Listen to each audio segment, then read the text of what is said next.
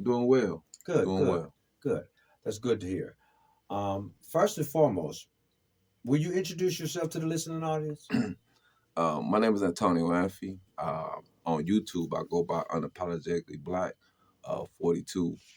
Uh, say the reason I go by that name for a specific reason. Um, One of the reasons is that as black men, a lot of times we have to humble who we is to make other people feel comfortable or be less than who we is. Right, right. So my thing is for us to be unapologetically who we is. So I call myself that for that reason. Makes sense to me. Makes sense to me.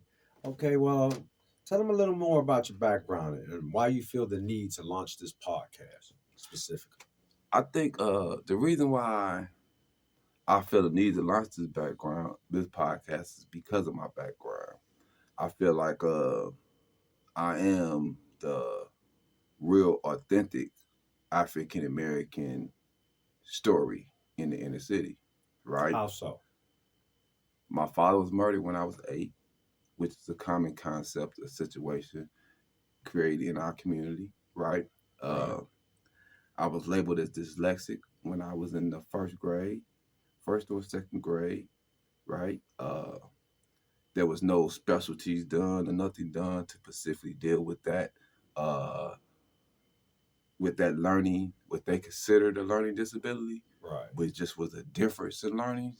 Right. Uh, Instead of cope with that, the system just washed me away. Like, oh, this person unlearnable. Let's just give him a learning. Let's just try to put him in uh, Put a label on LD. you.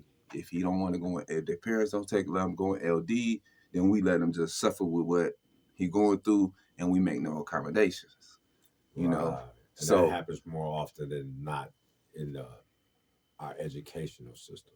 and I realized it immediately when I went to MATC because I said I had dyslexia and it automatically set aside certain times and things to deal with or cope with my dyslexia. So I said, they knew this in the second grade. None of this was ever done. Right. And so me still having a affinity to learn because my mother was so into education, right? So I persist to educate myself, even though when I was incarcerated. So another reason for me this platform is because my case is a form of showing that black men don't have a right to defend their family or themselves. Okay. So you have that, which I will further later explain. Uh, so we have the criminal system, which is basically the 13th Amendment reapplied. I've been through that system, recattle slave, and I say that because I've been to CCA, a private prison. Right.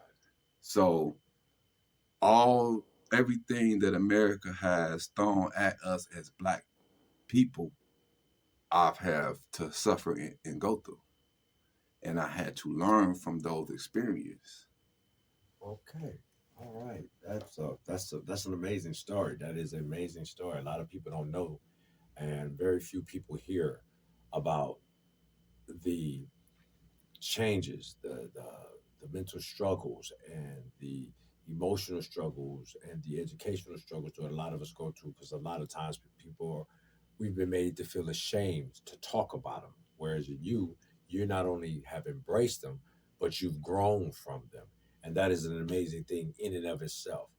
So I think that's my hats off to you. I want to and do also add that because black men, it's my case is an example that black men don't have second chances. And I say that because I was released on parole March 8th, 2008. I've been revocated 4 times on parole. I don't have one criminal charge.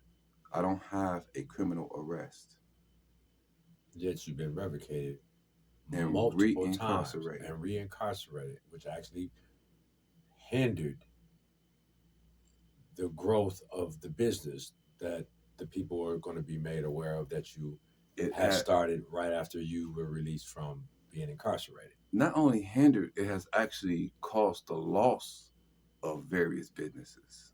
Wow. It has actually caused loss of various businesses, and it had not only have it have also the system is created so it also has restraints on it that while you through that system that prevents your growth, built-in mechanisms where truck driving, cargo shipping opportunities are solely dependent on how another individual feels about you, taking Wow. your life completely out of your control.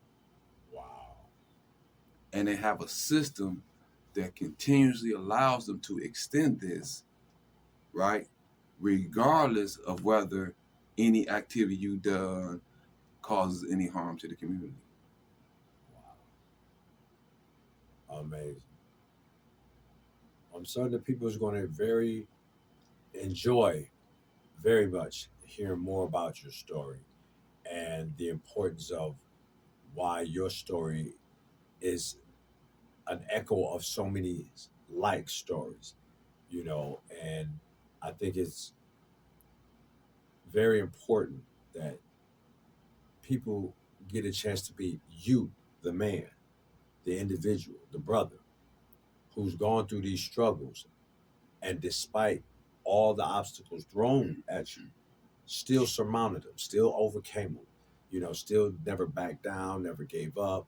And that is amazing. And I believe that is one of the other reasons why you're doing this podcast, because it's another outgrowth of all those struggles to show that despite what you've been facing, what's been thrown at you, you're still a fighter. You still giving it your all and then some, and it's always still about the people, about helping the people. And that goes into what you do when you sell, I believe you sell laundry detergent and you sell other uh, common household products that a lot of us people in general use, but a lot of black people especially use because, we're clean people. And why don't you tell the people a little bit more about that? Yeah. Well, my for who I am and what I believe that as a people we have to begin to provide the necessities and things that we need for our own survival as much as possible, right? So what I do is I do what is called for as products, chemical products. I do what is called white labeling, right? I go to the main manufacturers, the same ones who make any of the main products, Tide, Gain, and I purchase the product in bulk, wholesale. Sometimes using the label, which would be an extra fee. Sometimes without the label, you have to name it yourselves. Okay. And we all familiar with this because we all buy store brand products, Right, right. right? So Amazon even have its own private labeling company. They private label various products that's made off their line. They do this same thing happens with Costco's and Walmart. All have private line and brand label products, Mm-hmm. right? So and if you go out to the West Coast and you go to the beauty supply. A private label is the same thing as a store brand. Essentially, a retailer will find a manufacturer to make an affordable version of a branded product.